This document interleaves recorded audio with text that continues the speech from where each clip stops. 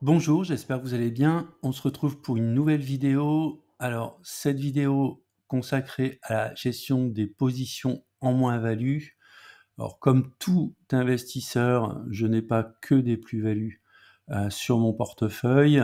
J'ai un certain nombre de lignes, vous voyez au niveau de l'écran, donc Téléperformance, Kering, Rémy Cointreau, Française de l'énergie et SMCP, qui sont en forte moins-value, c'est-à-dire une moins-value supérieure à 20%.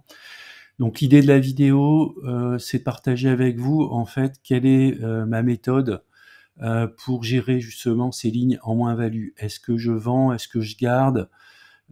Quels critères je vais réappliquer sur ces actions pour comprendre pourquoi elles sont en moins-value et puis quel type d'action je peux avoir sur ces valeurs. Alors, on démarre avec un avertissement. Je ne suis pas conseiller financier. Cette vidéo n'a pas pour but de vous proposer un placement financier ou un quelconque conseil d'achat, mais uniquement un but pédagogique et de partage. Vous restez responsable de vos investissements.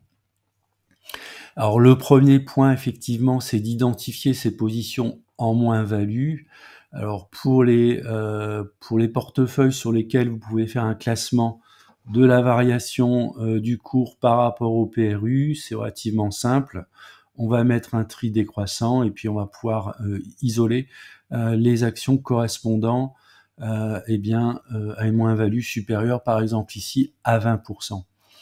Et puis, je vais utiliser 4 critères. Donc, le premier, c'est le back to basics, c'est-à-dire les fondamentaux. Je vais regarder action par action les fondamentaux. Ensuite, essayer de comprendre est-ce qu'il y a une explication de la baisse de ces actions et est-ce que cette baisse est conjoncturelle, c'est-à-dire elle est liée, par exemple, à un certain nombre de news ou structurelle, c'est-à-dire est-ce qu'elle est, par exemple, la société est sur un secteur qui est en difficulté structurelle. Ensuite, on va mesurer le risque sur le portefeuille, c'est-à-dire quel est l'ensemble du poids en fait de ces actions sur l'ensemble du portefeuille. Et puis le dernier point, c'est comment limiter les pertes et récupérer son capital au mieux. On va démarrer donc par le back to basic, les fondamentaux. Donc ce que j'ai fait, c'est que je suis allé rechercher un certain nombre d'indicateurs qui sont des indicateurs clés pour moi lorsque j'analyse une entreprise, à savoir donc l'EBITDA sur le chiffre d'affaires. Alors l'EBITDA globalement, hein, c'est les bénéfices avant impôts, taxes et également amortissement. Donc, est-ce que la société est capable de dégager des bénéfices? Si la réponse est oui, à quel pourcentage du chiffre d'affaires se montent les bénéfices? Alors, plus ce pourcentage est élevé, et bien sûr, plus c'est positif. Ensuite, on va regarder le return on equity, c'est-à-dire le rendement en fait de l'investissement. Donc, c'est en gros pour chaque euro investi dans l'entreprise, quel est le rendement de ce capital engagé dans l'entreprise. Alors, mon critère, c'est autour de 10%. Il faut que la société soit au-dessus des 10% pour avoir un bon rendement. Ensuite, on va regarder la marge nette. Alors, on a ce qu'on appelle les marges opérationnelles, des marges brutes, et puis on va voir la marge nette. Donc moi, je vais regarder principalement la marge nette. Et de cette marge nette, généralement, va se dégager donc le cash flow.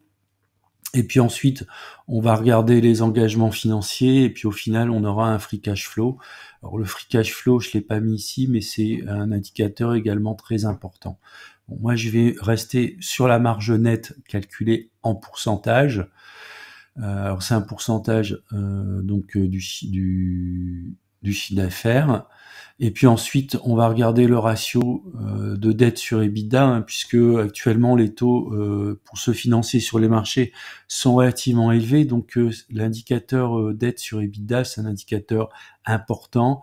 En gros, ça indique le taux d'endettement d'une entreprise en nombre d'années. Ici, en nombre d'années d'EBITDA, pardon. On va regarder si l'entreprise verse du dividende et quel est le payout ratio. Alors le payout ratio de cette colonne, c'est un payout ratio qui est actualisé par rapport au free cash flow en cumulé sur les derniers trimestres. On va regarder le rendement et puis un dernier indicateur, alors qui varie selon les industries, qui est le price earning ratio, c'est-à-dire le calcul du ratio du prix de l'action divisé par son bénéfice. Alors, on voit quand même que globalement il y a beaucoup de vert, donc ça veut dire que ça reste, ces sociétés restent quand même des sociétés de qualité, à part peut-être SMCP qui gagne de l'argent, 11% d'EBITDA sur chiffre d'affaires, mais par contre qui a un ROE négatif, une marge nette très faible et qui ne verse pas de dividendes. En ce qui concerne le PE, c'est relativement positif pour SMCP. Alors, les difficultés, par exemple, pour Téléperformance, elles sont sur la marge nette qui est inférieure à 10%.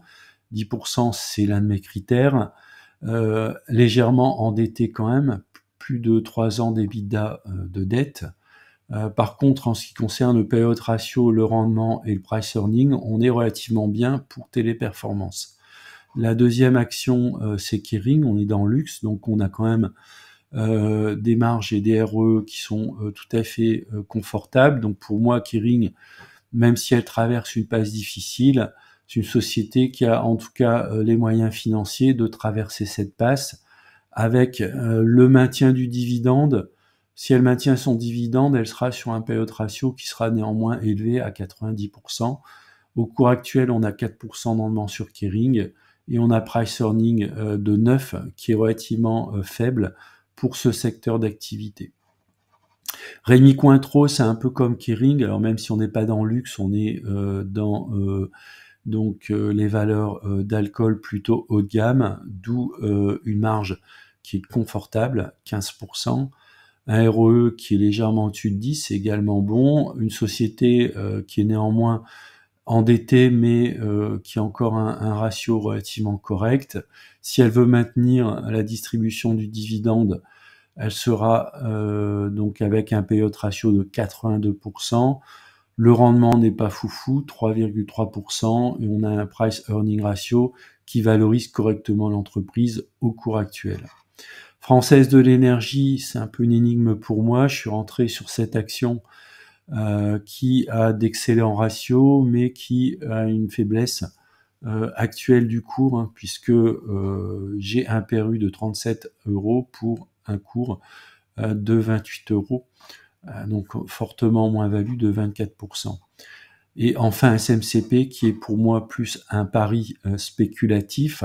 Historiquement, c'est une société qui m'a très bien réussi, donc alors même si actuellement on est plutôt dans le rouge sur le portefeuille, et même si les ratios restent dans le rouge, c'est une société qui pour moi reste avec un potentiel spéculatif relativement important.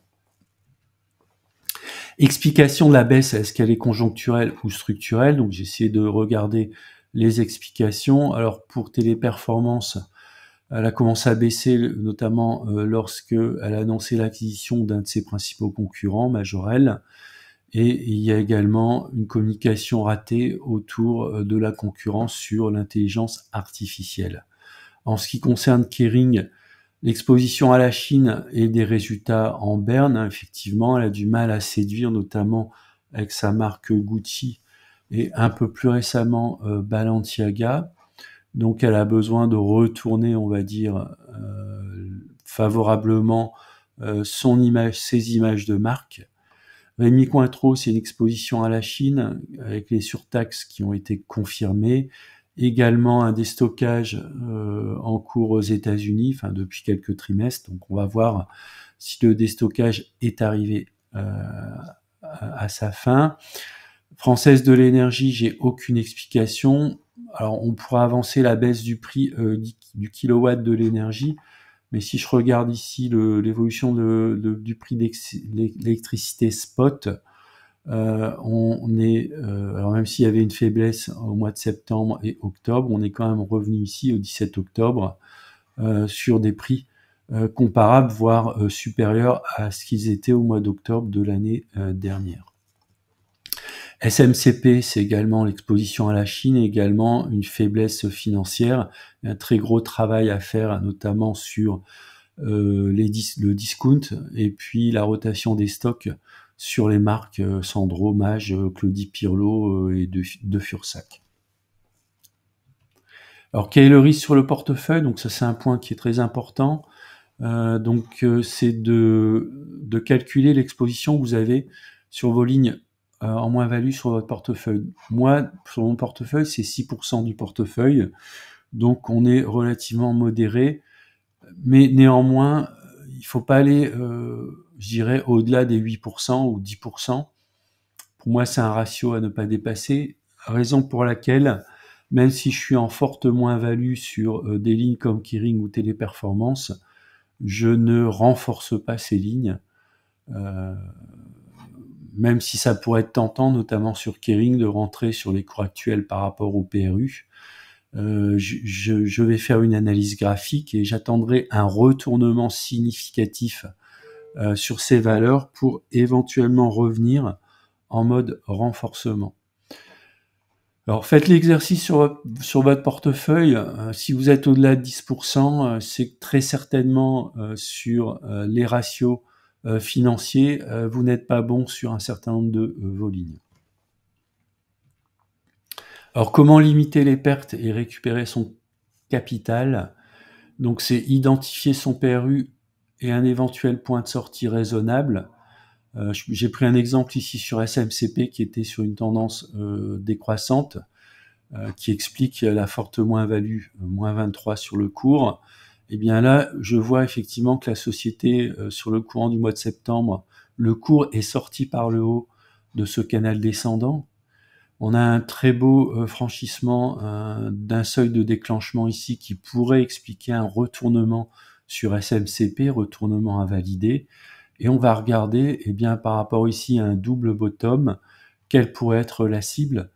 Donc moi, je vois que la cible pourrait correspondre à mon PRU, ce qui serait pour moi une opportunité, un retour au PRU pour sortir, alors soit complètement, soit partiellement, des SMCP. Alors ça, c'est un travail qu'il faut faire sur chacune des valeurs pour essayer d'identifier des points intéressants sur lesquels on pourrait sortir, alors soit break-even, soit légèrement en moins-value pour essayer, entre guillemets, d'optimiser sa moins-value. L'autre point, c'est ce que j'ai fait le mois dernier, c'est de faire une vente simultanée de positions en plus-value pour compenser les moins-values. Alors moi, c'est ce que j'ai fait. J'ai vendu donc AXA, ma ligne AXA qui était en forte plus-value, qui était même entre plus 1 et plus 2 sigma, pour compenser les moins-values sur Stellantis, Valeo et Score, sur lesquels je suis sorti. L'opération se solde par une plus-value de 220 €. Dans mon cas, je suis sorti totalement de AXA. J'aurais pu sortir partiellement à hauteur de la couverture des pertes de Score, Valeo et Stellantis. Bon, je ne l'ai pas fait, je suis sorti directement de ma ligne. J'ai vu dans les commentaires qu'il y avait des commentaires qui m'indiquaient que c'était regrettable de sortir complètement d'AXA. Bon, après, c'est un choix. Je pourrais toujours essayer de revenir sur AXA lorsqu'elle va retourner au minimum sur un prix, sur sa valeur théorique qui, je crois, de mémoire, se situerait autour de 26-27 €. L'autre aspect également de cette vente simultanée, c'est que j'augmente mes liquidités pour aller chercher de meilleures opportunités puisqu'elles se présentent avec une très forte chute du marché, notamment sur les valeurs de luxe comme LVMH par exemple. Voilà, c'est la fin de la vidéo. Je vous remercie de l'avoir regardé. N'hésitez pas à mettre un commentaire si vous souhaitez. Et puis je vous dis à bientôt pour une prochaine vidéo.